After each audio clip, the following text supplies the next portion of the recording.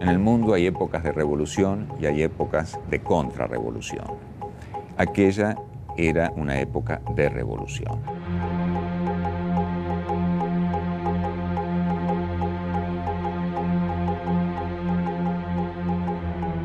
Estábamos en aquel entonces en 1972 y había un gran enfrentamiento entre las fuerzas democráticas y los militares que habían usurpado el poder derrocando al presidente constitucional Arturo Illia en 1966. El peronismo llevaba 18 años proscriptos desde 1955. El clima de contestación y de insubordinación social iba en aumento. No solo el cordobazo, el tucumanazo, el mendozazo, el rosariazo, toda esa cadena de explosiones sociales masivas aceleró y dinamizó ese proceso de crecimiento de las organizaciones. Existían sentimientos profundamente unitarios en los sectores populares, en el pueblo, que vio, sobre todo durante la lucha contra la dictadura de la NUCE, a las organizaciones armadas como abanderadas y vanguardias antiimperialistas, por la democracia, por la justicia social. La NUCE comprende el gran desafío para el sistema, para la hegemonía de la burguesía argentina, que significa este auge de masas y la presencia de las organizaciones armadas. Comienzan las desapariciones, hay una aplicación generalizada de la tortura. Era muy difícil formular una denuncia de tortura, de malos tratos, y que prosperara, que se investigara. Era realmente lamentable cómo llegaban los presos. Éramos abogados defensores de los presos políticos, de los presos de la guerrilla, de los sindicalistas combativos. Nunca les preguntaba a los presos ni qué pensaban, ni de qué partido político eran. De muchos creo que nunca lo supe. Además, la mayor parte de los presos políticos habían sido trasladados, por un lado, a la cárcel de Rawson y por otro lado a la cárcel del Chaco. Yo creo que la razón fundamental es alejar a las direcciones revolucionarias, las direcciones de las organizaciones armadas, de los lugares en los que podían tener un contacto con el exterior, ¿no? Ese contacto era mucho más difícil en la cárcel de Rawson. En una cárcel que por su ubicación geográfica se consideraba que era imposible escapar.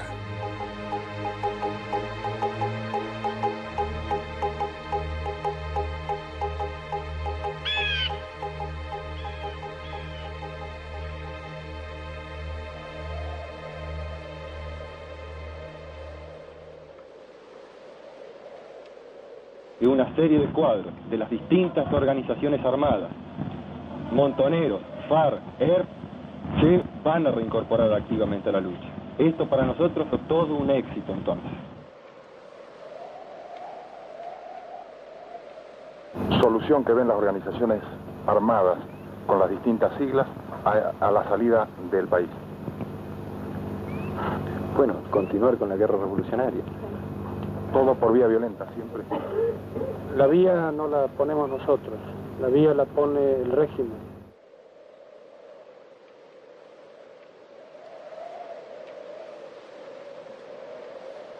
Nosotros entendemos que está suficientemente demostrado que el régimen siempre va a tener alguna trampa, y no casualmente, sino porque necesitan las clases dominantes mantener una situación de privilegio sobre el pueblo explotado.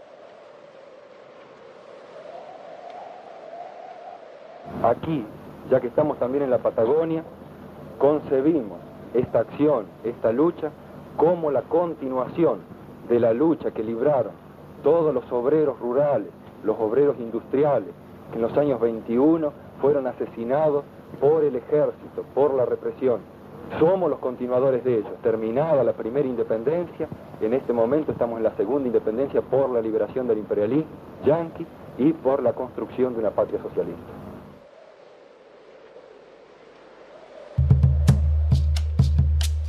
Desde la provincia de Chubut, exactamente en el aeropuerto de la ciudad de Trelew, donde ayer se desarrollaron uno de los acontecimientos que conmovió la opinión pública.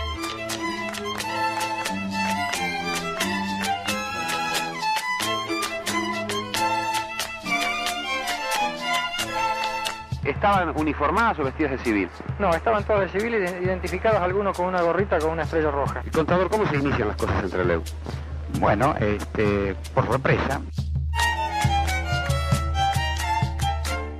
Las medidas ejecutadas por los efectivos militares sobre dicho instituto penal han permitido, como se sabe, esta es una de las zonas que ha sido declarada de emergencia. Autoridades militares son las encargadas de revisar minuciosamente cada uno de esos equipajes. ¿Hubo alguna máquina de resistencia, algún conato?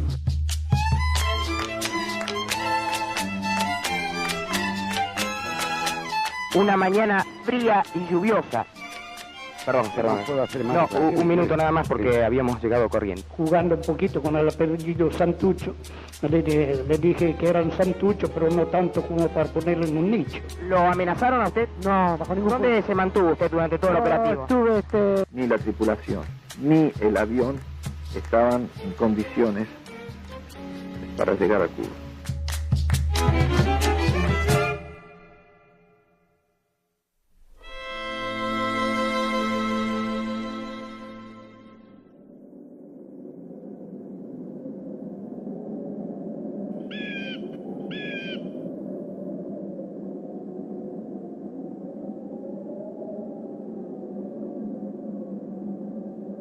Cuando empiezan a llegar los presos y leemos en los diarios que la cárcel de Rawson iba a ser de máxima seguridad y iba a estar dedicada a este hecho de la detención de los presos políticos y sociales, la reacción del pueblo inmediatamente es: nos están trayendo un problema que no es nuestro.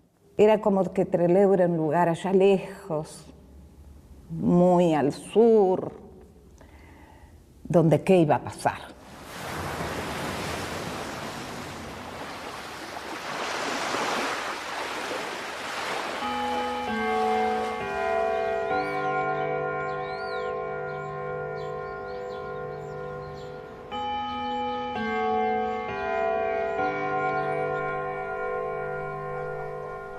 Y un día salió en el diario que habían traído a la cárcel de Rawson a los hermanos Mena, a Pujada, Albertito Camps, María Antonia Berger, y no me acuerdo más, pero eran como 17 o 18, eran muchos. No éramos habitantes de un pueblo chico, pero nos entra a vincular con los familiares que vienen. Eso nos entra a vincular con los abogados que vienen a trabajar en esto. Por ahí venía alguien con un collar que decía FAR hacia acá y no teníamos ni idea, así que todo lo que nos podían contar con respecto a qué grupo pertenecían era novedoso. Venían de todos lados, venían de Chaco, de Tucumán, de Córdoba, venían de todos lados. Yo soy la tía de María Angélica Sabelli. Mi vieja que iba al penal de Rawson me dijo, mi vieja tenía 72 años. Yo aprendí cosas que no sabía que existían, ¿no? De que cómo se puede vivir de otra manera. Me llamo Soledad. Soy la mamá de Eduardo Capello. En esa época teníamos un Citroën, así es que el viaje no fue muy placentero, pero a partir de ahí, todos los meses íbamos a verlo. Una vez lo que me pasó a mí, siendo yo empleada de la policía, viene una señora que venía a visitar a su hijo que estaba ahí y me dice la señora, dice, hija, dice, no puedo hacer unas milanesas, freír unas milanesas. ¿Sabes qué hicimos? Porque a mí me controlaban tanto por estar ahí. Entonces yo le digo, mire, esta es mi amiga va a salir adelante y usted siga al atrás. Mi amiga la va a hacer las milanesas. Así hicimos. Era un pueblito chiquito que iba a depender de la solidaridad de la gente para poder contener a tantas personas. Por lo general siempre venían la madre, el padre, la mujer y los chicos, ¿viste? Y sobre todo si había chicos, por ahí se quedaban en casa. Mi casa se llenó de hilitos, de soguitas en la cocina, y en el baño, donde colgaban pañales. Lo que podíamos hacer era tirar colchones en el piso, digamos, en la cocina, comedor que había y en la habitación. La puerta siempre tenía que estar abierta, porque nunca sabíamos quién se iba a refugiar. Y pasaba que para ello quería abrir, estaba con llave, me abría la puerta y yo, ¿usted quién es? Yo me tenía que identificar diciendo que era mi casa. Tenía una gran olla donde hacía mucha salsa y en otro tenía una olla grandota también para poner muchos fideos. Por las dudas, uno nunca sabía si iban a comer 2 o de repente íbamos a ser un pueblo comiendo. Me dicen, vos sabés que nosotros estamos organizando algo para ayudar a esa gente, a esos presos políticos. Estamos organizando apoderados, porque esa gente dentro del penal necesitan ayuda, que quien lo vaya a visitar, quien le puede llevar algo, un paquete de hierba, lo que sea. Y eso me interesó a mí mucho. Yo fui el primero que fui a cumplir esa función, a través mía vino un segundo, y a través de los dos se fue abriendo. Al último hubo como 50 a 60 apoderados. Me contaban después que había dicho Flores, yo quiero que si hay un apoderado para mí, que sea un obrero como soy yo. Entonces caí yo justo ahí. Alrededor de nuestra cama había 170 paquetes. Cada paquete tenía un kilo de hierba, un kilo de azúcar, chocolate, cigarrillos. O sea, para llegar a la cama teníamos que saltar. Entonces a veces hacíamos hasta 6, 7 viajes porque éramos poquita gente con las bolsas cargadas al hombro, ¿no es cierto? En Rawson estaba presa la dirección de todas las organizaciones armadas. Nosotros somos los primeros en llegar. O sea, llegamos al aeropuerto de Rawson, nos juntan con los de Córdoba y todos juntos nos llevan al penal de Rawson. Había compañeras de la FAL, montoneras de la FAR, del FAP, había gente del Partido Comunista. Y por supuesto estaba el gringo Tosco, ¿no? Que era el gran personaje de la cárcel. Yo ingreso a uno de los pabellones intermedios donde estaban los presos políticos. Al frente estaba Agustín Tosco, la parte de los presos del sindicalismo. En el pabellón donde yo estaba Santucho, estaba Ulla. Las luchas se complementaba la lucha gremial con la lucha de las organizaciones guerrilleras y cada uno tenía su andarivel, su misión y su tarea. Teníamos que formarnos políticamente para que una vez que saliéramos, o sea, fuéramos a insertarnos inmediatamente y poder seguir militando a la par de los otros compañeros. Nosotros ahí podíamos tener libros. Los entrábamos con dificultad porque los libros en general estaban prohibidos. Había horas que eran dedicadas cada organización a su estudio o a la formación de compañeros que habían tenido menos posibilidad de estudio. Y se estudiaba libros de marxismo, de historia argentina, de economía política, de historia de la revolución, de la revolución cubana, de la revolución rusa. Yo era empleado ya. Mi trabajo era ese, de mi casa a la unidad. La única, como ejemplo, de lo que teníamos nosotros es, ¿cómo se llama?, es de cuidarlos, que no se vayan.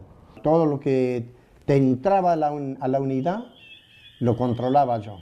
Si eran salidas de internos, si eran entradas, si era... Bueno, ese era el trabajo mío en ese puesto. Y empezaron a traer los terroristas que dicen que eran del DLR, que eran montoneros y qué sé yo. Empezaron a caer todos. Ahí no se puede ir nadie. Yo se lo aseguro. Si uno, como se llama, hace lo que tiene que hacer, esa cárcel es segurísima.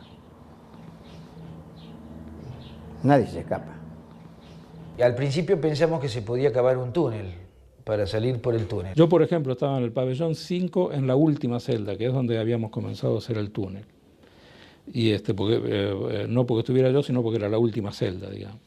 Y eso quedaba a 15 metros del paredón. Sacaron las baldosas con mucho cuidado para no romperlas. Los Bralmetal, que eran una especie de calentadores, bueno, se desmenuzaban y se usaban para hacer palas para excavar. Cuando teníamos un aviso de los compañeros que estaban adelante por si venía alguien, tapábamos esa baldosa y los bordes los rellenábamos con plastilina. Se hacen unas especies de molde con engrudo y papel de diario. Sobre todo La Nación, que era el más grande, se hacían perfiles para sostener los túneles. Entonces íbamos cavando medio metro y poniéndole, era un trabajo árabe, y poniéndole ese cartón, ¿no? Se nos dio la orden de abajo de coser bolsitas. Había que evacuar todo el material que se sacaba del túnel. A las pibas les pasábamos, cuando ellas salían al recreo, les pasábamos eso mismo por los agujeros. Las piedras se tiraban donde jugábamos al fútbol. Todos vaciamos las alforjas nos levantamos y empezábamos a patear como si tirábamos una pelota arriba y empezábamos a patear. Pateabas para cualquier lado, pero vos decías la cancha ya estaba llena de piedras chiquitas, ¿no? O sea, evidentemente ellos no se dieron cuenta.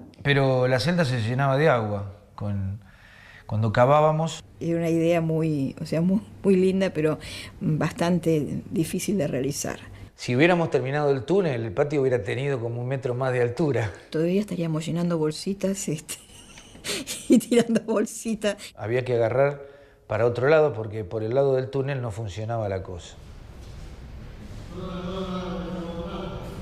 Tratábamos de pasarlo lo mejor posible, tratábamos de que si había compañeros que se deprimían, estar al lado de los compañeros para levantarles el ánimo. Las chicas habían hecho algunos agujeros en el piso que tenía zonas de vidrio para que pasara la luz.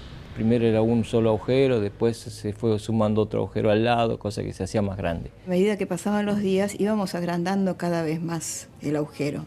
O sea, no sé si nosotros agrandábamos en los agujeros o eran los compañeros de abajo que agrandaban más el agujero, pero de hecho el agujero cada vez tomaba mayor envergadura. Y nos comunicábamos con las mujeres, hacíamos una especie de pirámide y ahí dialogábamos. Eran las visitas que teníamos con las compañeras o los novios, digamos, y las novias, ¿no? A partir de ese agujero se formó la pareja de Alberto Camps y de Rosa María. Podían tocarse, agarrarse la mano, besarse también. Estar mirando por el famoso agujero y lo vi al Roby Santucho, que era una maravilla como bailaba la chacarera.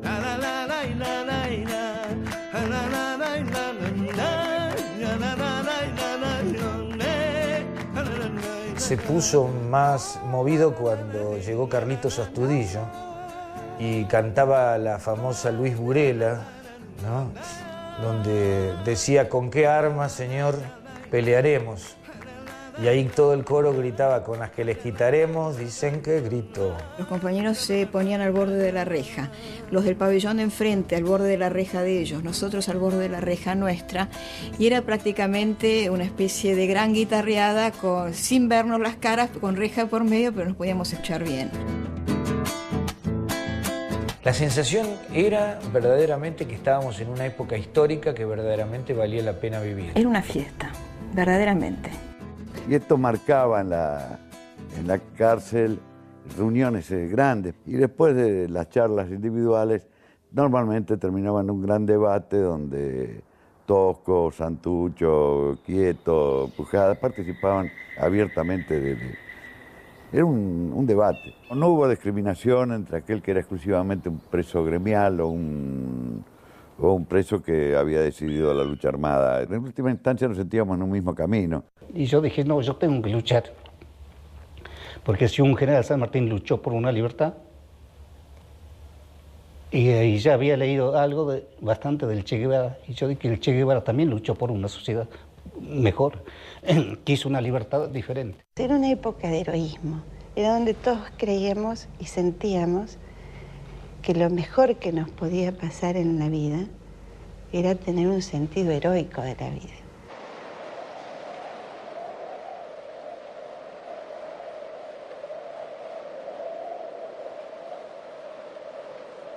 Cualquier manifestación, por más pacífica de cualquier tipo, del pueblo genera una represión violenta y la muerte de obreros, de gente del pueblo.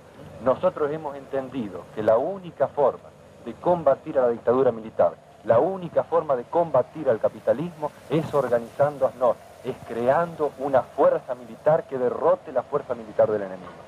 Si hay elecciones y las elecciones son lo suficientemente limpias como para poder participar, el pueblo va a participar. El pueblo tiene suficiente conciencia para discernir eso. Nuestra obligación es estar junto a ellos, junto al pueblo, porque somos parte del pueblo.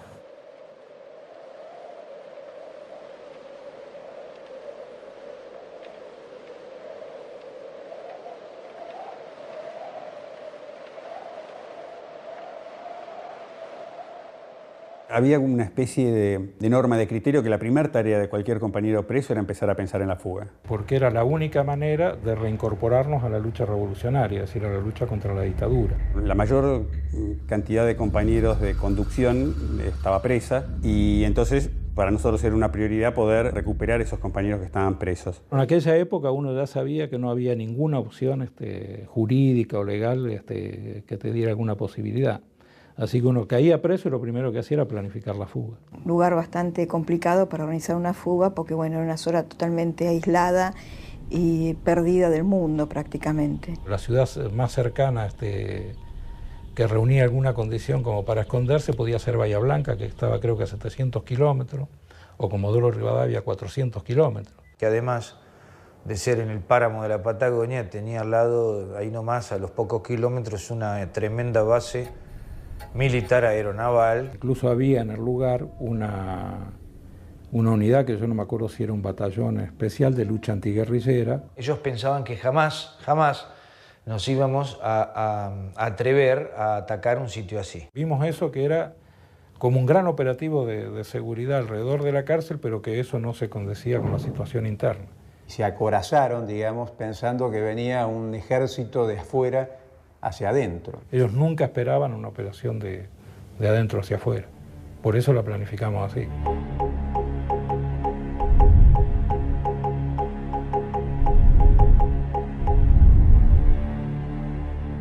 Y bueno, la idea fue tomar la cárcel desde adentro. Con el apoyo de los compañeros de afuera, con los camiones, para salir organizadamente del penal, el secuestro de un avión y partir todos los compañeros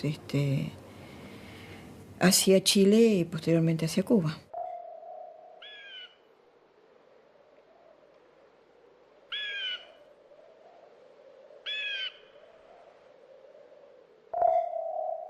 Los compañeros del penal que estaban presos fueron avanzando en la idea de cómo tomar el penal. Lo único que sí necesitaban de afuera para esa tarea interna era que le pudiésemos introducir algunas poca cantidad de armas mínimas iniciales para poder iniciar la toma del penal.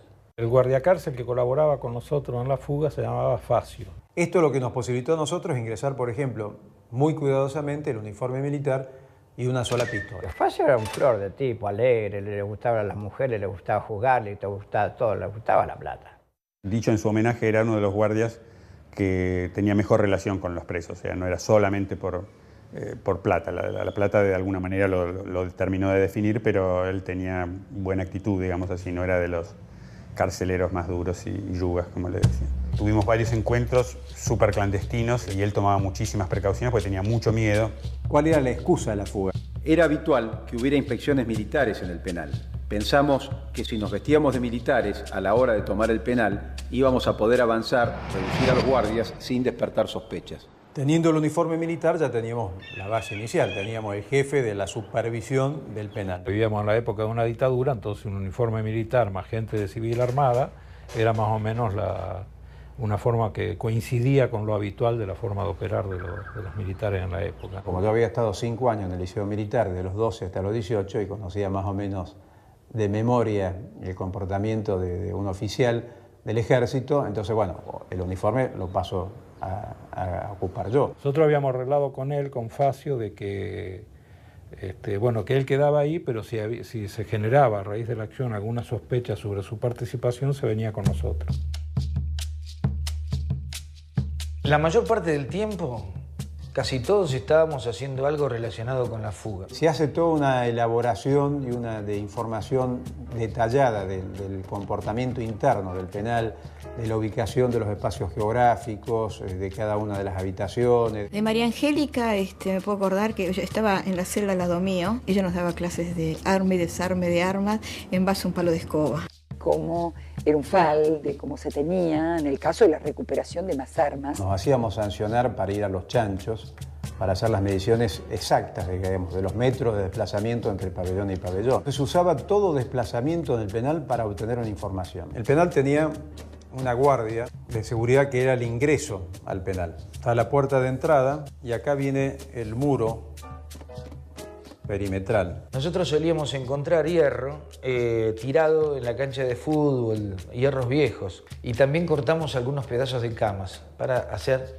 esas púas que servían también para intimidar a los guardiacárceles. Y para convertir esa púa en un objeto verdaderamente peligroso había que sacarle filo y punta. Estábamos todo el día hasta sacarle hasta sacarle mucho filo a la punta. Había compañeros que eran carpinteros, hicieron, por ejemplo, con jabón, hicieron armas, formatos de armas, de pistola, pero casi espectaculares. También hubo una especie de reconstrucción de un fal hecho en madera. Se empieza a hacer un chequeo del sistema de seguridad externo, o sea, lo que eran los murallones externos. Turnarnos a la noche, tomar los turnos de las guardias. En estas garitas hay guardias armados con fal, con fusil automático liviano. Y después viene un pasillo donde empiezan los pabellones. Estos pabellones tienen planta alta y planta baja. Nosotros estábamos en este pabellón. Yo daba las clases de gimnasia, de entrenar a las compañeras de mi pabellón en la marcha agachada. Probamos numerosas formas de atar rápido a alguien con un cronómetro. Otra de las tareas que me fueron encomendadas, como otras compañeras, fue tejer boinas que iban a imitar las boinas que ponían los guardias cárceles, guantes para ocultar las manos, el color carne. La guardia interna tiene un oficial de guardia, que es el que maneja toda la seguridad interna. Son los guardia cárcel, los que se llaman los yuga, habitualmente los que manejan la salida, la entrada de los presos, tienen las llaves de cada una de las rejas. En la medida que íbamos a empezar a pasar por los pasillos que nos llegaban a la sala de armas y a la salida del penal, había que estar lo más discretamente vestidos posibles. Había que generar en el penal determinados tipos de movimientos que no llamaran la atención fundamentalmente a la guardia externa. Se empezó a hacer cosas que no se hacían habitualmente, peñas, guitarreadas, cánticos. Cuando se produjera la fuga, para ellos fuera normal que el penal hubiera bullicio, cantos, movimientos.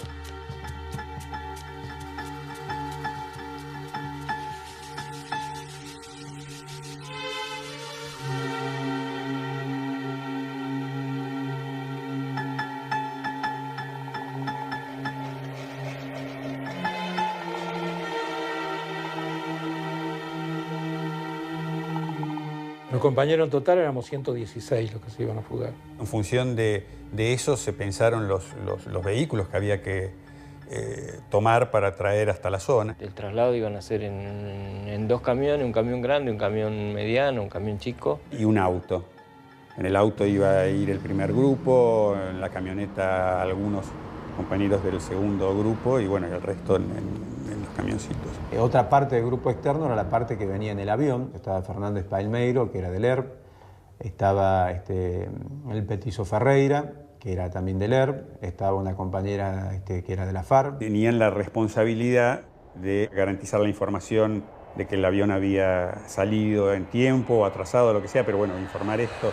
Y cuando teníamos la confirmación de esto, íbamos con toda la caravana, encabezada por el Falcon, seguido por la camioneta y por último los 2 camioncitos, íbamos hasta el penal. Ahí había que dar la primera señal de que había salido el avión y por lo tanto que comenzase la toma del penal. Tarea del primer grupo era llegar a la puerta y abrirla, de la forma que costara lo que cueste. Sin que se produjeran mayores bajas, ni nuestras, ni las del servicio penitenciario. Tarea del segundo escalón, o sea, de los 19 hombres, era ir consolidando punto por punto que se iba avanzando. Yo tenía que retener a la guardia cárcel, las 2 guardia cárceles que tenía en nuestro pabellón.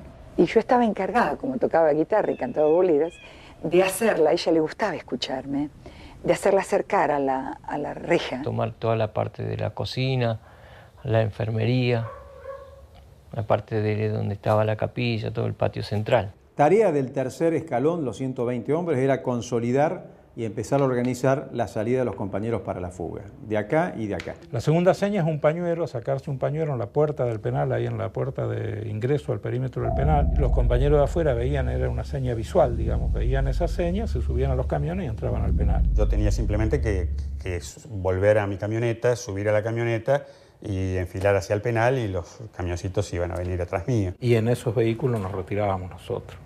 Eso era como estaba planificado. Había que hacer 15, 16 kilómetros, no recuerdo con exactitud, que había entre Rawson y Trelew. Más o menos teníamos calculado lo que demorábamos en copar el penal, en llegar al aeropuerto, ocupar el vuelo y desviarlo para Chile. Se sabía que se le iba a poner en un aprieto también al gobierno de Allende. ¿Por qué? Bueno, nosotros no nos quedamos en Chile, había que ir a Cuba. Los abogados que teníamos la confianza de las organizaciones político-militares, algunos de nosotros, supimos de la fuga con anterioridad. Para las organizaciones significaba un golpe muy fuerte al régimen militar, casi dejarlo en ridículo, y de esa manera también debilitándolo políticamente.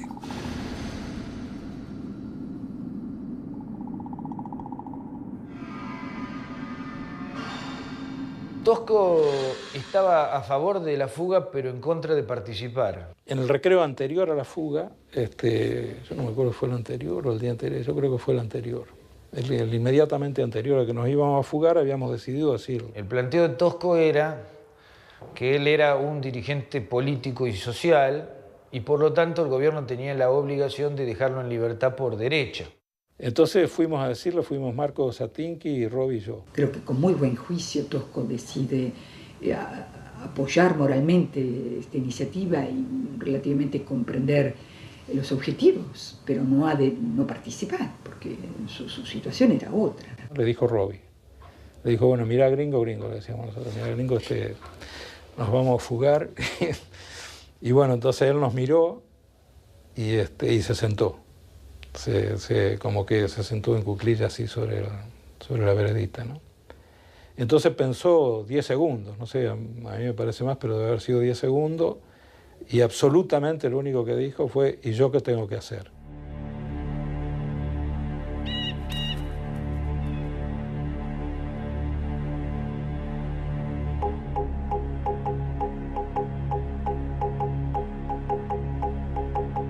Estábamos tranquilos, estábamos muy, muy tranquilos y esperando que sea la hora de la fuga. Nos reunimos en una celda a preparar la toma del ala izquierda, digamos, del penal. Nosotros estábamos con barba, pelo largo. A propósito, nos habíamos dejado una forma de que los guardiacárceles nos reconocieran por pelos largos o barbas que no íbamos a usar el día de la fuga. Entonces, el día de la fuga nos cortamos los bigotitos, el pelo corto, media americana corta. La orden de empezar la fuga en todos lados iba a ser cuando cantáramos la Luis Burela. Lo que me quedó grabado por el grado de, no sé cómo llamarlo, pero fue lo de Facio cuando volvíamos del recreo una hora antes de la fuga, eran las 4 de la tarde y nos dice ya son las 6 era la hora de la fuga y él sabía que eran las 6, como bromeando, ¿no? Bromeando sobre la fuga. Nos encontramos ya directamente en el lugar en la mañana del 15 de agosto. Estábamos a mitad de camino, que era un camino súper descampado. Cuando recibimos la información telefónica desde Comodoro Rivadavia de que el avión salía, se pone en marcha todo el operativo de la fuga. Nosotros recibimos pocos minutos antes de las 6 de la tarde la seña desde afuera. A su vez nosotros devolvimos una señal que también indicaba que la acción se realizaba y que nosotros también estábamos en condiciones de comenzar la acción. Estaba todo absolutamente muy organizado. Estábamos convencidos que iba a salir bien. Nosotros estábamos decididos a hacerlo y teníamos plena convicción de que salía sí o sí. Había un compromiso muy, muy fuerte en eso. Y muchas ganas de vivir, muchas ganas de vivir.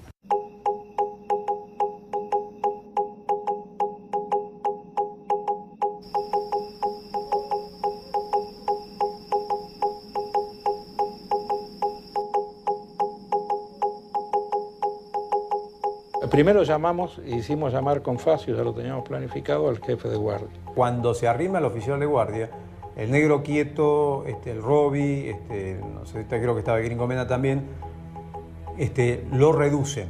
Con la pistola lo reducen y lo obligan a que abra esta primera reja. Ese grupo irrumpió adelante y detrás de él fuimos nosotros. De ahí Quieto y yo nos fuimos arriba donde estaban las compañeras. Cuando vi subir a Marco con una 45 en la mano, su gamulán puesto y una cara y un gesto de decisión. No hubo ningún tipo de resistencia, le explicamos qué es lo que iba a pasar, qué es lo que íbamos a hacer y las encerramos en una celda. Yo sabía de la fuga, pero ahí comprendí que todo había empezado y que esto era imparable. De ahí avanzamos los 6 con Facio y el jefe de guardia adelante. Estos hombres que estaban en las garitas, que tienen visión directa, lo que veían es que había una delegación con un oficial del ejército que se movía hacia esta guardia. Era un momento muy peligroso porque tenía que abrir la puerta. Y efectivamente, bueno, abrieron la reja. Ya los mismos compañeros de estos pabellones y de estos se encargan de reducir los pabellones de arriba.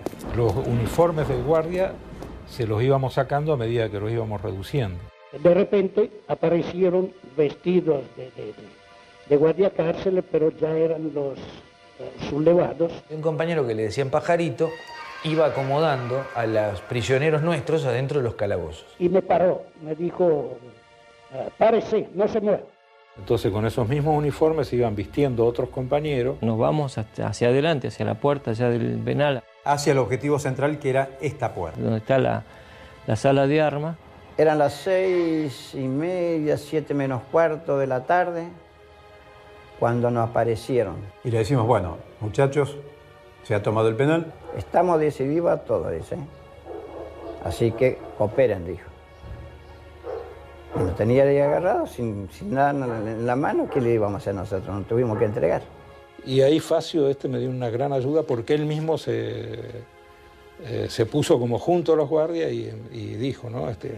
No, ríndanse, que no haya, que no pase ninguna desgracia, no sé qué cosa, y se puso con las manos en la nuca hacia adelante mío, arrodillado, y ahí se arrodillaron varios. Bueno, me ayudó tremendamente. Me pidieron las llaves, sabía que yo era el armero y le entregué las llaves. Cuando teníamos reducido eso, ya teníamos prácticamente el penal dominado, porque ahí era donde estaba todo el armamento y los guardias. Se arma una cadena y se vacía esta sala de armas. María Angélica Sabelli, que era chiquitita, venía con los fales que se le cruzaban para todos lados. La primera cosa que me dijeron, que habían copado todo el penal y que iban a salir, a fugar, y que quedamos tranquilos.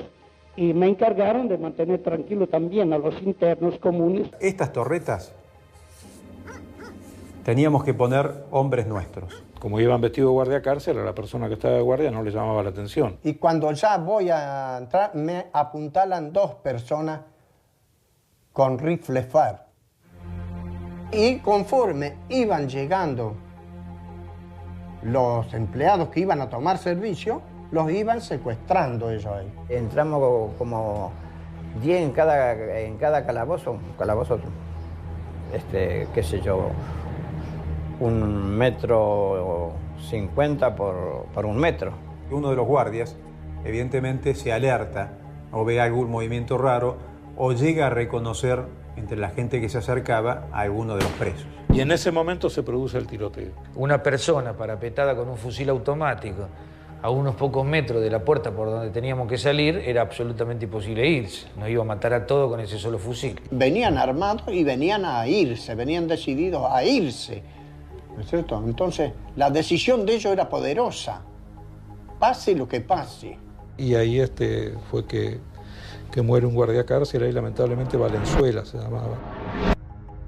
Y nos vamos a la sala del director, al cual le dije que avisara a las garitas de que se trataba de un incidente sin importancia, bueno, que arreglara la situación. Di una explicación como que habían sido unos estudiantes que habían pasado y tirado unos petardos, unos cohetes, y que estaba todo tranquilo, que no pasaba nada. El tipo dice, ustedes están locos, los van a matar a todos, nos van a matar a todos, acá no hay forma de evadirse, hay más de 80 hombres armados. ¿Usted tuvo miedo? Un poquito, un momentito, sí, porque una nerviosidad, propiamente miedo no. Y ya nuestro pabellón salió en fila hacia la puerta del penal. Nosotros le habíamos pedido a Tosco que una de las cosas que hiciera fuera tratar de controlar que no se alboroten, digamos, los presos y se fuguen.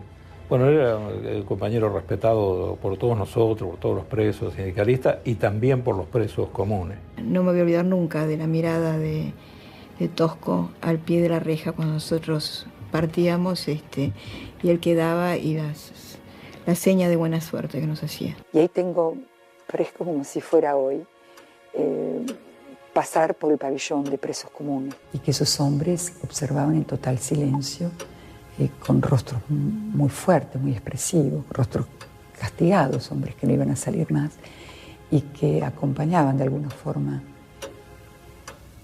con el silencio el otorgarnos la posibilidad de la fuga. Algunos con la vez de la victoria, otros con el puño cerrado.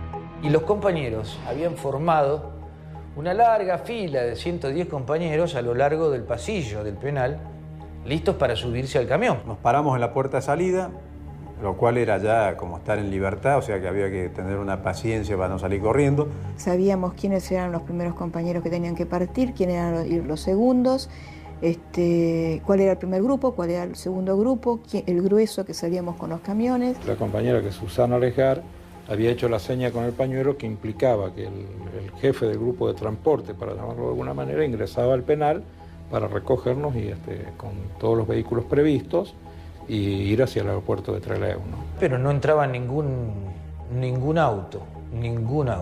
Y esperamos y no llegaban los vehículos.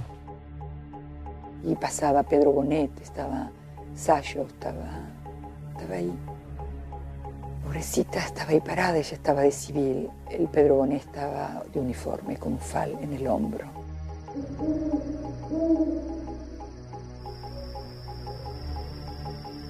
Marco Satinki me dice, nos quedamos, Negrito, me parece que nos quedamos porque no vienen los camiones.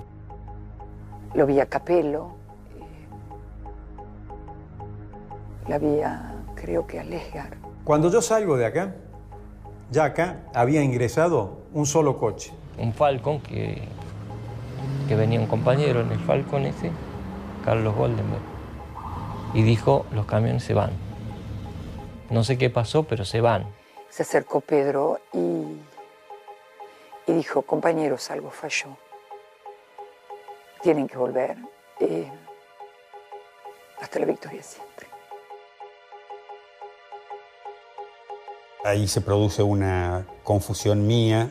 Lo cierto es que, bueno, el Falcon ingresa al penal. Yo veo una señal que interpretó como que la cosa había ido mal, que se había fracasado. La convicción de los compañeros de afuera no era la misma convicción que teníamos nosotros. Ellos no pensaban que no se podía hacer la operación. La distancia que había era corta, no había posibilidad de dudas respecto a la señal.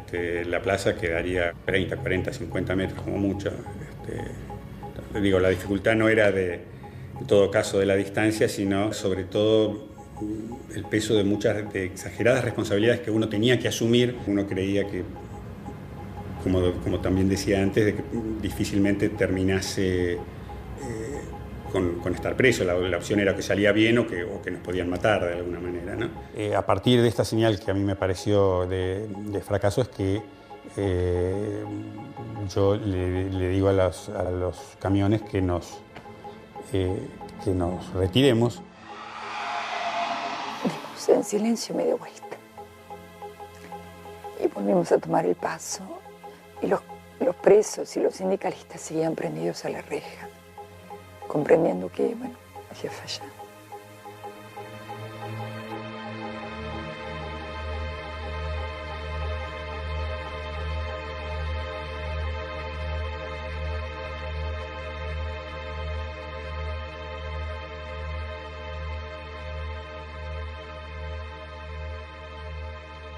Lo primero que había que garantizar era que los compañeros de la dirección salieran. En ese auto salieron Gorriarán, Osatinsky, el Gringo Mena, Santucho, el Negro Quieto, y yo. Y obviamente Carlitos, que era el chofer del Ford Falcon. El grupo 1 se sube al Falcon y dice, bueno, llamen remises, llamen por teléfono a remises, nosotros nos vamos al aeropuerto. Y lo primero que hicimos fue recorrer Rawson, porque no podíamos creer que no habían entrado los camiones. Lo que pensábamos era que se habían confundido, que estaban perdidos en alguna calle, ¿no? Al no encontrarlos, ahí nos demoramos bastante, salimos rumbo a Trelew, ¿no? Yo estuve con los compañeros, con los 19 restantes que estaban delante nuestro, que salían en los taxis. Llamaron por teléfono de la colonia penal pidiendo un coche. Fuimos con total confianza, como lo hacíamos siempre. Cuando yo moví la mano para apagar la luz, el tipo me puso la pistola en la cabeza. Y viene uno que se arrima a la ventanilla y me dice, no, bájese porque hemos tomado el penal. No se mueva, me dice. Bájese y deje la llave puesta. Segundos habrán sido, 2 o 3 minutos habrá sido. Sí, enseguida nos vinieron. Y ya nos vinieron a sacar cada uno a su coche. Ya cuando fuimos al coche ya estaba cargado, estaba completo. Inclusive hay un compañero que entra por la ventana casi. El último de todos, después del cual cerramos el penal, fue Carlitos Astudillo, el cantante de la Luis Burela. Se fueron todos, ¿no? Quedó silencio. Nosotros teníamos que mantener a la gente que teníamos secuestrada dentro del penal como rehenes. Y aguantar hasta que para una rendición con condiciones. Y a mitad de camino nos ponemos a conversar con los compañeros y allí con los otros choferes se me aclara la cosa de que no sé qué sería, pero que no era una señal de que las cosas estaban mal. Entonces, no sé cuántos kilómetros habremos recorrido, decidimos regresar con los camiones para volver al penal. No venía nadie, yo digo, parece que nadie se ha enterado de esto. Entonces volvimos hacia el penal con la idea de volver a ingresar, a ver si todavía estábamos a tiempo de poder ayudar a sacar compañeros del penal. Y ahí ya estaban las rondas de la penitenciaría y patrulleros. La orden es de que cada uno vuelva a sus pabellones. La cuestión en ese momento era salir vivo. Hasta ese momento seguía siendo importante la fuga. En cierta manera dijimos, bueno, nosotros no lo logramos, pero por lo menos que ellos lo logren. Se iba la conducción y se iban los compañeros más importantes de las organizaciones. O sea, no lo veía en ese momento como un fracaso de la operación. Lo sentía como una cosa como que, bueno, no alcanzó para mí.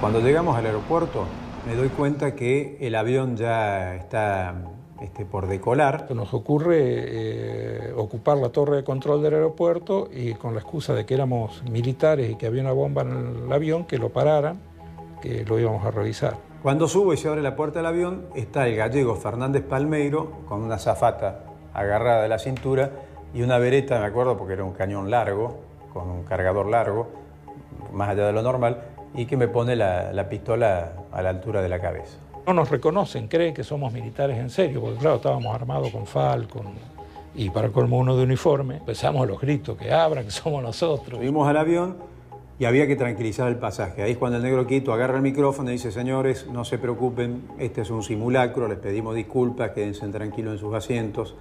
Es las tropas, no sé cuánto, le dijo, estamos haciendo un operativo de entrenamiento, porque acá hay una cárcel donde hay terroristas muy famosos, y la gente se tranquiliza.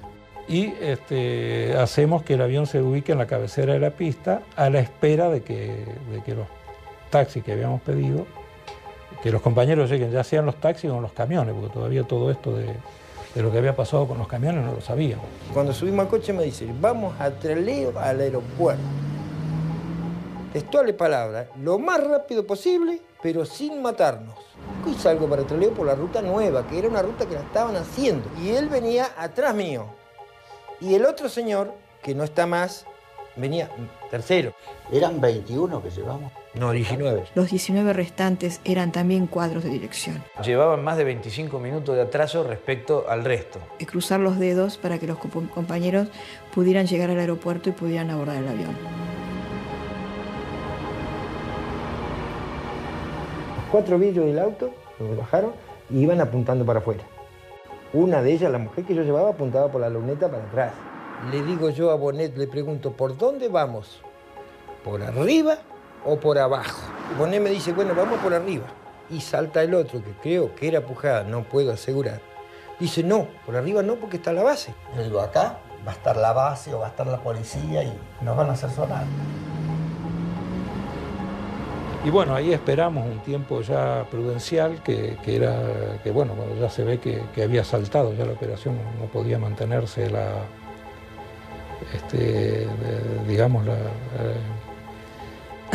no podían ignorar ya que se había producido el copamiento del penal. Lo lógico es que pusieran un IMOG, un vehículo cortando la pista de salida y abortaran la operación. El otro coche se quedaba muy lejos, muy atrás. Como había bajada, subida, que yo por ahí se cortaba la luz, entonces me decía Bonet a mí, espere un cachito, pare, vamos a esperar al tercer auto. Lo esperamos hasta que se arrimó la luz del tercer auto y seguimos. Cuando entramos al puente de Trelew, pasamos el puente de Trelew, otra vez había quedado muy lejos. Y paramos otra vez. Volvimos a parar de vuelta. El piloto salía, el pobre piloto salía, era su primer viaje después de un tratamiento psicológico, había tenido problemas y se encuentra con esta acción. Y ahí el piloto no quería, estaba negándose a ir a Chile porque decía que no le alcanzaba la nafta, ¿no? Entonces el tipo dice, no, porque hay tormenta, porque hay nieve, porque no estoy preparado, no conozco la ruta, no tengo nafta, no tengo aceite, no tenía nada. Entonces, bueno, ahí Robbie le dice, si nos caemos todos. Me dice el pelado Marcos Satín que, mira, hace el papel del malo, yo hago el papel del bueno. Entonces yo negocio, vos enfrentalo. Entonces yo entro como loco y lo aprieto al pobre piloto, le digo barbaridad y media. Y entonces el piloto me dice, bueno, sáquenme en el energúmeno. Y entonces ahí entraba el pelado Marcos Satín, que todo diplomático, campechano, pero mira, la verdad que... Entonces lo convenció. Cuando nosotros llegamos, cuando enfocamos en la pista, Bonet me dice, hágame esta señal luces. Y empezamos a hacer señal luces. El avión estaba por carretear. Si nosotros no paramos esos 2 minutos que paramos en la ruta, se van todos tranquilamente. Se van todos. ¿Sí? Si el avión estaba carreteando, cuando llegamos el avión carreteaba. Y ya era tarde porque ya lo estaban esperando hace rato.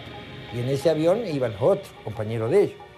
Y desde vuelo, hasta que tuvimos contacto, fuimos comunicándonos con el aeropuerto para ver si habían llegado más compañeros, ¿no?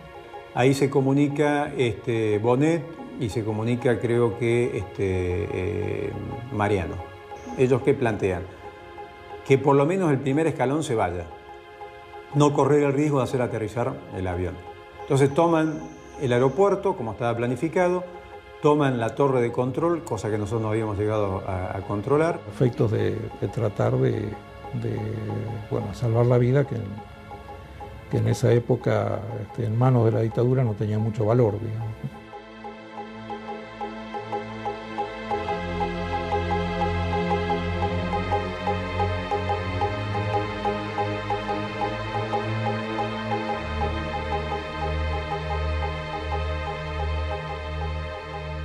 Acaban de manifestar miembros de las organizaciones armadas, FARC, ERP y Montoneros, que después de haber realizado esta entrevista y haber llegado a la masa de la población a través de la prensa escrita, es factible, y ellos lo han decidido así, entregarse incondicionalmente sin ningún tipo de violencia.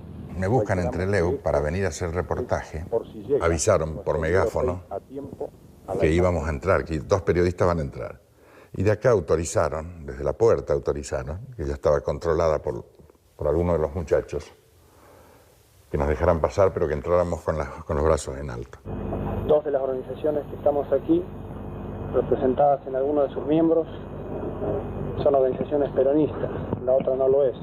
Hoy nos separan algunas diferencias políticas, pero estamos seguros que al calor de la lucha esas diferencias van a ser superadas. Esta acción es significativa de nuestra voluntad de unión. Estamos juntos en esto y vamos a luchar juntos por la liberación de nuestro pueblo. ¿Todo salió como fue planeado o esto fue un poco así víctima de las circunstancias? Sí, evidentemente, nuestra intención era irnos, ¿no? Hacer esto. No fuéramos todos, se fue solo un grupo. El resto no pudimos llegar a tiempo.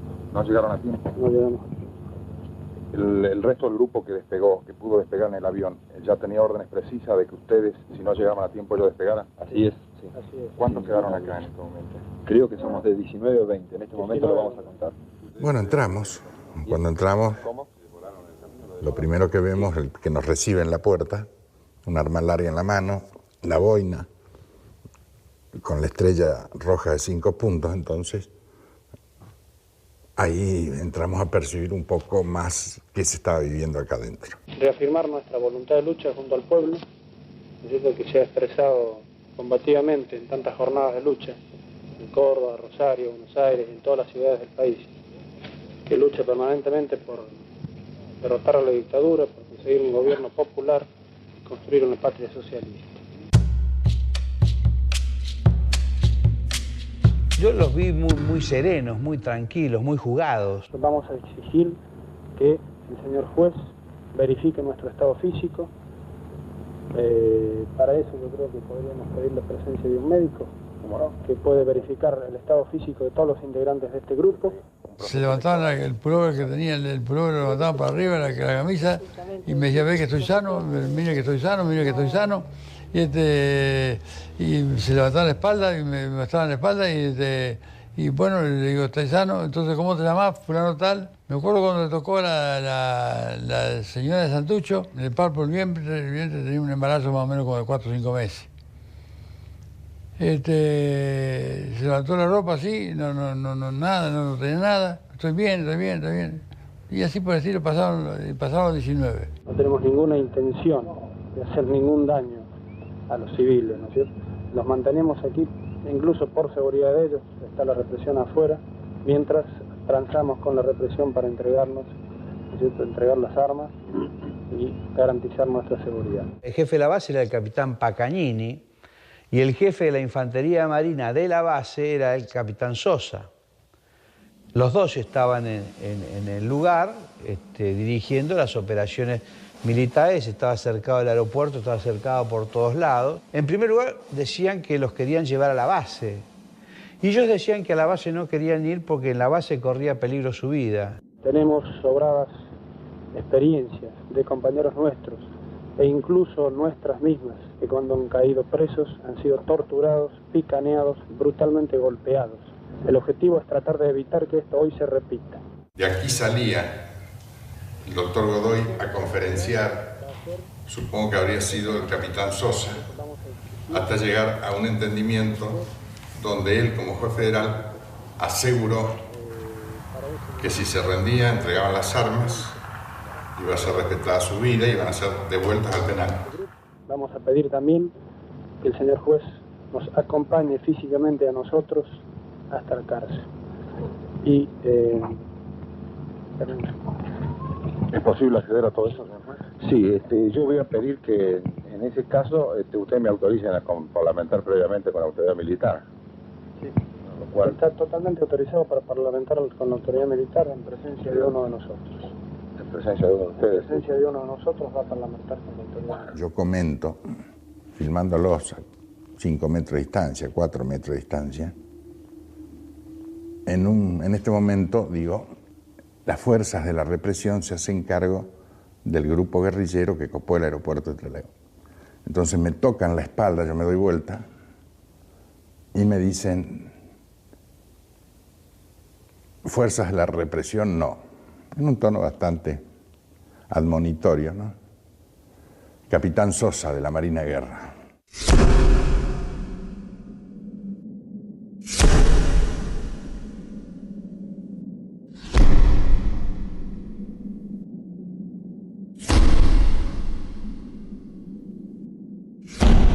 Subieron al ómnibus, fueron acompañados por un abogado, Mario Abel Amaya, por 3 periodistas y el juez.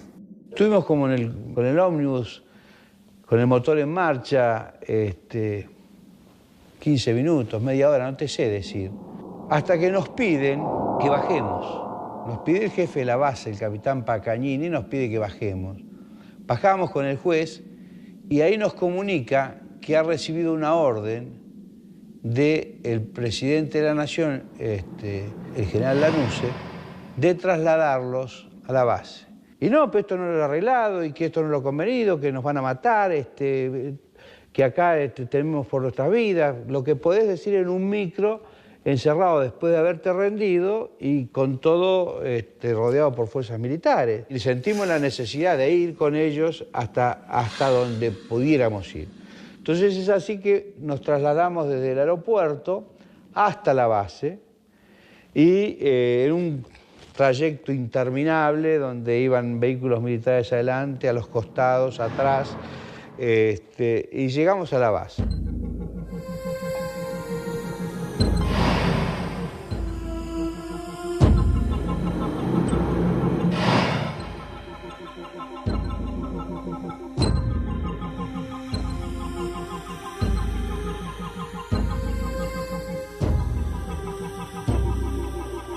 Estábamos escuchando un boletín con mi marido y de repente por televisión dijeron, vamos a hacer un alto porque tenemos que dar una noticia de último momento. Íbamos a viajar prácticamente casi todos los abogados y nos encontramos que la respuesta fue que los vuelos estaban cubiertos. Lo hacemos en remises y tenemos una experiencia sobre el terreno que era una experiencia contradictoria y alarmante. Ustedes pueden observar también que aproximadamente a 200 metros de la entrada del penal hay apostados soldados con fusiles automáticos livianos, equipos de radiocomunicación. Este es el aeropuerto en donde se desarrollaron los acontecimientos la semana pasada y que culminó con la rendición de 19 de los extremistas que no lograron fugar y que eran evadidos del penal de Rawson.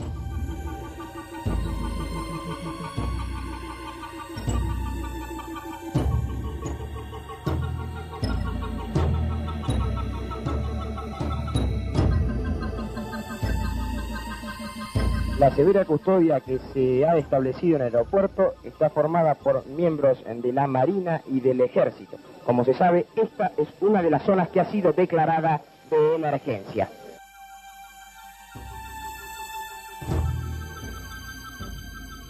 Estaba el coronel Premoli y estaba Galtieri. Estaba el juez Quiroga, de la Cámara Federal en lo Penal, el fuero antisubversivo. Los escritos se los pasábamos por debajo de su puerta, ¿no? Porque jamás nos atendió. La cárcel estuvo cerrada para los abogados y nadie sabía qué pasaba adentro. Con la base Almirante Sar no lo intentamos porque no se podía llegar siquiera.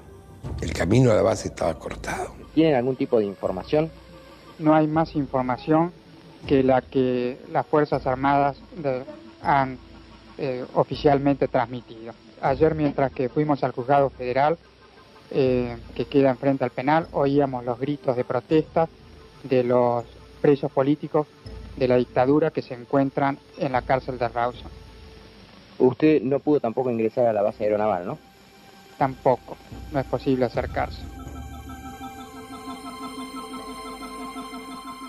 Nosotros queríamos por todos los medios que nos dejaran por lo menos arrimarle frazadas y remedios, y ropas de abrigo, porque si habían salido de la otra cárcel así, y con el frío que hace en el sur, pensábamos en que podían enfermarse. Estaba claro que se preparaba una gran represalia con los detenidos, que ya no eran presos sino rehenes, y que esa humillación que el gobierno había sentido con la fuga de las principales figuras detenidas dentro del EU iba a tener un costo de sangre.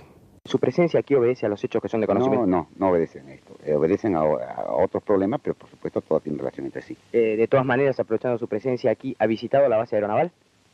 Pase por la base aeronaval un momentito.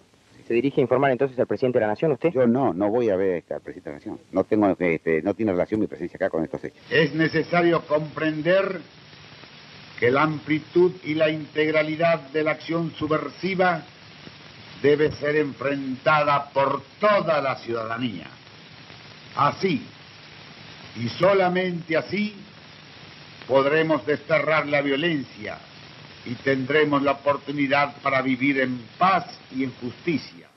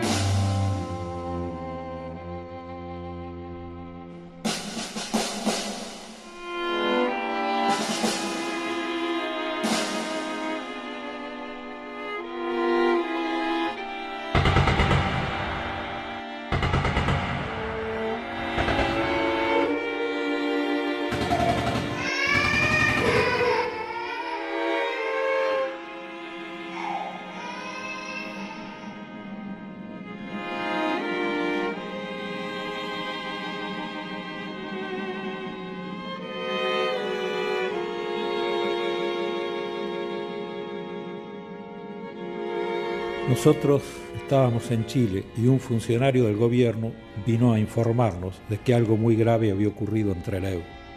Lógicamente hay un momento de una gran tensión, de una gran de incertidumbre y tensión al mismo tiempo, como nadie decía nada, digamos, ¿no? Ahí estaba la mujer de Santucho, estaba mi compañera. Es en la tarde del 22 que nos llega la noticia a través de los presos comunes de que había habido un intento de fuga en la base Almirante del Sar y que había habido un tiroteo y que había muchos compañeros heridos. Circulaba la versión de que había habido 3 muertos. Mario Hernández nos dice que a través de un familiar que trabajaba en la aeronáutica sabía que había pasado algo esa madrugada en la base Almirante Sar de Trelew. En Buenos Aires hubo sol ese día a la mañana y yo me desperté y vi sol y dije, ay, menos mal que hay sol porque hoy Marangelga no va a tener tanto frío.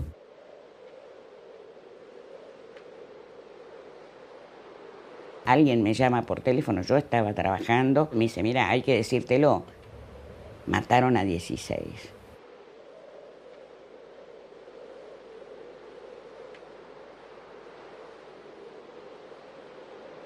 Entonces empieza a leer la lista de los muertos ahí, ¿no? Empieza a leer los nombres.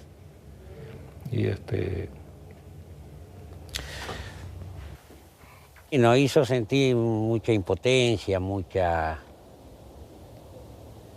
bronca, ¿no? Lloramos todos. ¿Qué íbamos a hacer? Ojalá se hubieran ido todos. Hubieran podido agarrar el avión ese que estaban esperando. Y no que hubieran hecho esto que hicieron.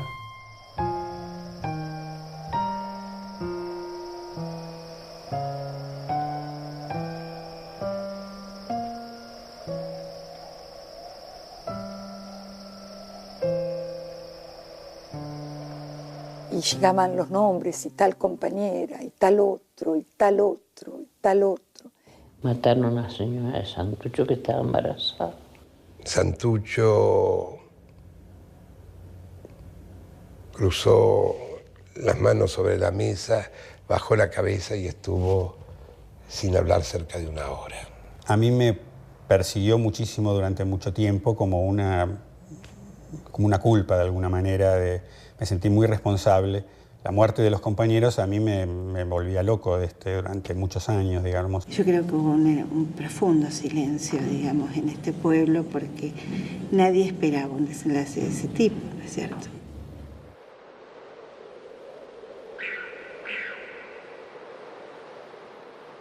Todos los compañeros estaban en la ventana de su celda, sus rostros enmudecidos, llorando de bronca, gritando el nombre de cada compañero, vivando a cada organización revolucionaria y en medio de las lágrimas de la solidaridad planteábamos la continuidad de la revolución. Fue el compañero Tosco, a grito pelado para que pudiéramos escuchar todos, que hizo un homenaje en nombre de todos los compañeros. Yo era la primera vez que lo escuchaba a Tosco hablar. A mí se me concedió un honor proletario como obrero de hablar para despedir en el sentido físico a los 19 compañeros. Para nosotros eran 19. A cada nombre de cada compañero y de cada compañera gritábamos presente hasta la victoria siempre.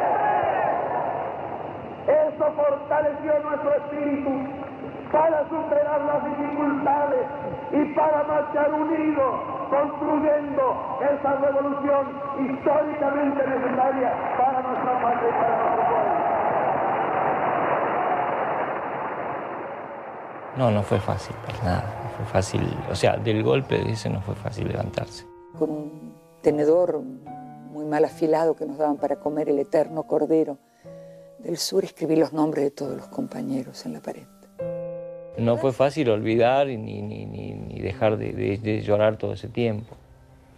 Eso no fue fácil.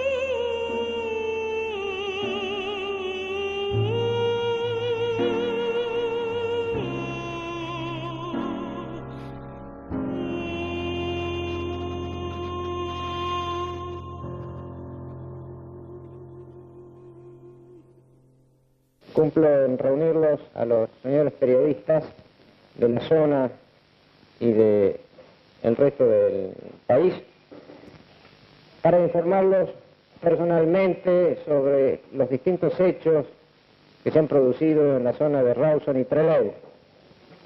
Después vinieron las explicaciones, las declaraciones, los comunicados. Se pretendió hacer creer que estos presos que estaban totalmente desarmados intentaron una fuga y arrebatarle la ametralladora al capitán Sosa. Los mapas presentados por las fuerzas militares a los medios para que vieran cómo había sido. Y cuando más miraba los mapas, más te dabas cuenta de que fue directamente un asesinato, un fusilamiento a mansalva. María Antonia Berger, Alberto Miguel Camp y Ricardo René Aybar permanecen internados en salas individuales en un pabellón interno del nosocomio bajo fuerte custodia militar. María Antonia Berger le habían dado como muerta primero, bueno, después la alegría de saber que había vivido, lo mismo que Camps y el Turcaidar. Ellos fueron los que nos transmitieron los detalles de los últimos momentos y que el capitán Sosa había sido el que había comandado el grupo de marinos que los ametralló.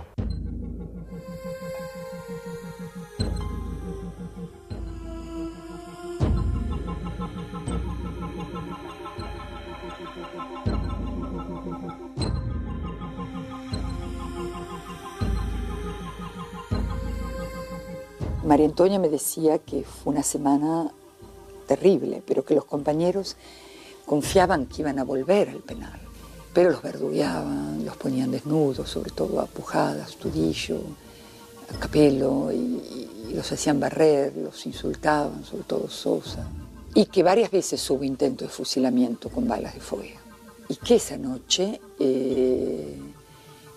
los despertaron, les hicieron sacar los colchones, o parar los colchones, no me recuerdo muy bien, y que los hicieron, porque era un pasillo largo con celdas chiquititas, y los hicieron salir como tantas veces afuera de la celda. El oficial de guardia o el cabo de cuarto estaba a la entrada y a unos 10 metros estaba en la celda, en un pasillo que terminaba en una cosa ciega que no tenía salida para ningún lado. Me acuerdo que había 1 o 2 colimbas que hacían guardia. Y esa noche lo sacaron a todos.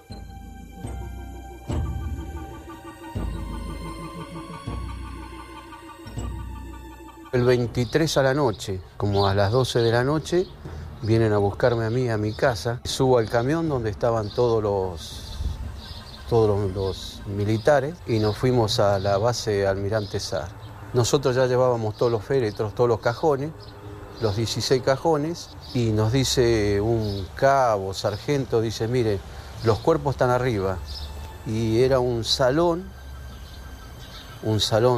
grande, Y bueno, ahí donde yo entré y vi todos los cuerpos.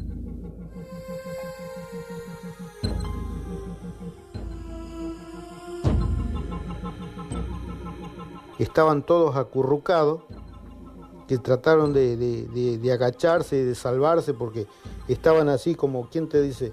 Estaban así queriendo defenderse uno arriba del otro. Los pibes, los camilleros, que eran colimba, quedaron haciendo, limpiándolo y lo llevaron a la morgue del hospital. Y me acuerdo que una mujer había quedado viva. Y entonces me acuerdo que gritaba que la maten, porque se ve que sufría muchísimo. Después me entero que era María Berger, me dicen que eran ellas. Estaban los 16 cuerpos en el piso, 8 había de un lado, 8 había de este lado. Veo que la Santucho, la mujer creo, para mí de la forma que estaba por tener un hijo. Tenía 1, tenía 2, tenía 3 balas en el vientre y 1 bala en la teta, en el seno. Apujada al cordobés fue al que más balas le metieron, creo que le metieron como más de 12, 14 balas. Y después había otra mujer que me llamó poderosamente la atención porque era una bella mujer, muy bonita, que yo no me olvido jamás del nombre, la Sabeli. Y me llamó la atención que no le veía sangre por ningún lado. Entonces se me dio por levantarla, dar la vuelta y mirarle atrás de la cabeza y le habían metido el tiro acá, en la nuca.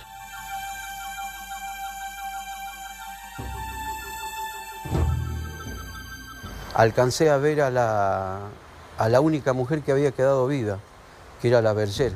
Y la tenían arriba una camilla, me acuerdo que la tenían arriba una camilla y tenía un vendaje puesto por acá y tenía otra por acá.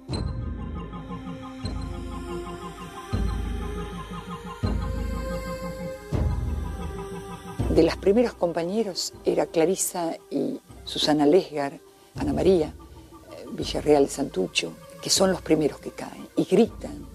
Y se dan cuenta, María Antonia era de las últimas, con Isabeli, y Astudillo, todos esos compañeros, Camps eran de los últimos. Se dan cuenta que esta vez es cierto, que no es un intento, sino que es, y se tiran hacia adentro. Y ella escucha la muerte de los compañeros, los gritos. Creo que Coyuyo Mena dijo, Argentina, viva la Argentina, hasta la victoria siempre, compañeros. Otros hijos de puta. Después paran las ráfagas y empiezan los insultos y van celda por celda a dar ese tiro de gracia. Y vio, con los ojos entrecerrados, que le ponía la pistola acá en la mandíbula y el tiro, la explosión en una 45, una Ballester Molina, eso que usaban, la explosión de la cabeza.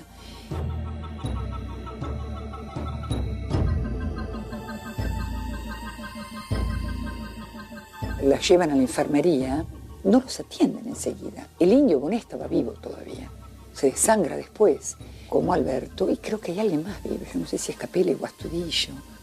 Y ella escribió con su sangre que se trataba de una masacre.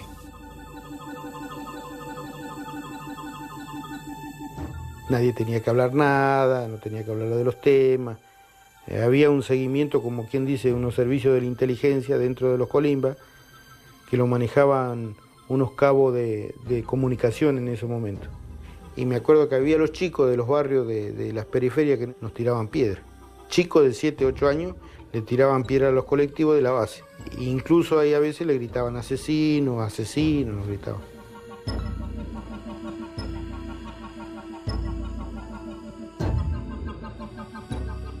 Y después empezamos a encajonarlos, hasta que vino uno de los, fue el que dio la orden, dijo, bueno, hay que soldar todos, suelden todo y déjenlo.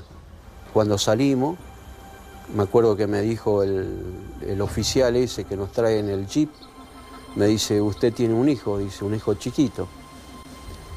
Usted no tiene que hablar,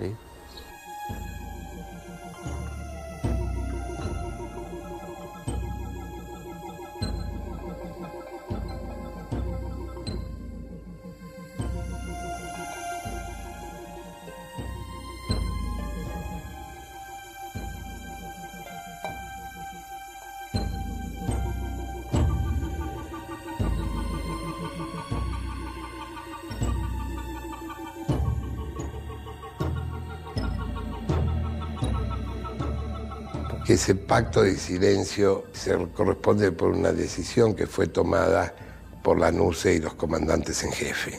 Hubo una reunión del ministro de Relaciones Exteriores que se llamaba McLaughlin en aquel momento con el embajador chileno en Buenos Aires. En ese encuentro el gobierno argentino le solicitaba que nos devolvieran a nosotros, y el embajador chileno reiteró lo que ya había explicitado desde el primer día, que era que en ningún caso iban a devolvernos, ¿no? Cuando terminó esa reunión entre el embajador y el ministro de Relaciones Exteriores, el ministro de Relaciones Exteriores se dirigió a la Casa Rosada, ahí tuvo una reunión con la NUCE, y de ahí salió la decisión de cometer el crimen, porque eso fue a la tardecita, el crimen fue a las 2 de la mañana. ¿Ustedes son los 3 sobrevivientes del 22 de agosto? De la masacre del 22 de agosto. ¿Por qué ustedes 3 conservan la vida? No era la totalidad de la base la que iba a llevar adelante la operación de masacre. En un momento, estando ya heridos, escuchamos que llega un grupo de personas preguntando qué era lo que había sucedido. A partir de entonces no se escucharon más tiros de remate. De inmediato 6 compañeros son retirados y llevados a la enfermería de la base, donde estaban presentes los 2 médicos de la base, y allí no recibimos ningún tipo de atención médica. Eso explica en parte la muerte del compañero Volti con Ibonet. Se decidió un escarmiento, se decidió una represalia, se decidió matar para restablecer el principio de autoridad que había quedado dañado porque se le escapaban los principales jefes de las organizaciones armadas del mayor penal de seguridad en el lugar donde prácticamente era imposible, y creo que ellos lo contestaron con ese baño de sangre. A Sosa se lo protegió a tal punto que no fue posible seguirle su rastro.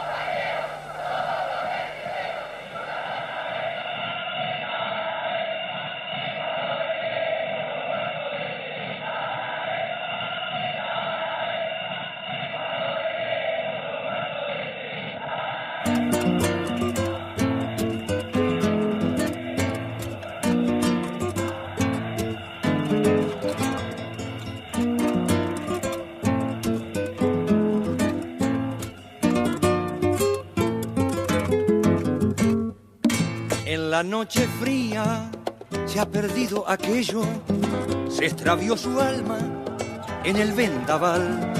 Tanta hermosura que alegró las tardes, que encendió las luces de nuestra ciudad. En la noche oscura se ha perdido aquello, en los diarios viejos se apagó su voz. La ropa tendida sobre los alambres saluda al ausente, prolonga el adiós. Dicen que se fue, dicen que estará, dicen que se ha muerto, dicen que volverá. Dicen que se fue, dicen que estará, dicen que se ha muerto, dicen que volverá.